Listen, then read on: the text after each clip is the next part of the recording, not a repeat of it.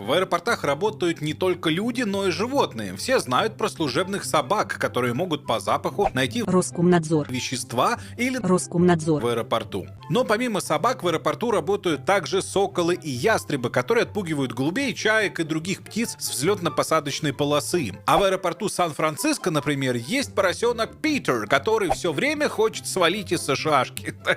Нет, ладно, но там и правда трудится свинка Лилу, которая помогает пассажирам забыть о стрессе от перелетов, а также развлекает детишек. Она может подавать копытца, смешно хрюкает. Ну, свинка, что ты скажешь.